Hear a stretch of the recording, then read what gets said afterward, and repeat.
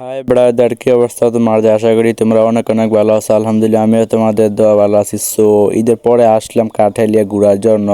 আর এই কাঠালিয়া আসার পরে এত সুন্দর পার্ক, আর কি জায়গাটা ছোট হইলেও কিন্তু মানে দৃশ্যগুলো দেখতে অনেক ভালো এবং সুন্দর লাগছিল। আর এই জায়গাটা হইতেছে আপনাদের হাজিগঞ্জ যাওয়ার আগে পরে আর কি। সো এখানে ঢোকার টিকিট আপনার 40 টাকা করে একজন। আর আমি কল্পনা করতে পারি না এই জায়গাতে এতগুলা মানুষ থাকবে, বাট আসার পরে দেখি এখানে অনেকগুলা মানুষ আছে। সো কেউ দোলনার ভিতরে উঠতেছে, কেউ নৌকার ভিতরে উঠে, বাট আমি কোনো কিছু উঠতেছি না কারণ আমার ভয় লাগে এগুলোতে উঠতে।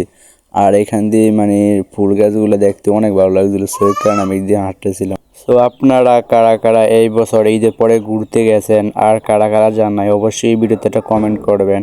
আর এই দিকে দেখেন বাচ্চারা কি সুন্দর ট্রেনের ভিতরে উঠে বসে রয়েছে। আর আমরাও কিন্তু যখন ছোট ছিলাম এই ট্রেনে আমরা উঠতাম। সো কি আর করবো, আমরা বয়সের সাথে সাথে পরিবর্তন এবং চেঞ্জ হইতেছি, কিছু করার নাই ভাই, সব টাকার খেলা। তো এই পার্কের ভিতরে আপনারা কারা কারা ছিলেন ঈদের দিন এবং ঈদের পরের দিন, অবশ্যই এই ভিডিওতে একটা কমেন্ট করবেন। সো সবাইকে ধন্যবাদ। আর এখানে কিন্তু কিছু আর এই পার্কের ভিতরে এই দুটো হরিণের বাচ্চা থাকবে আমি কল্পনা করতে পারি নাই। দেখেন কি সুন্দর 2-3টা হরিণের বাচ্চা আছে, আর এই দিক দিয়ে একজোড়া টিএফ কি আছে।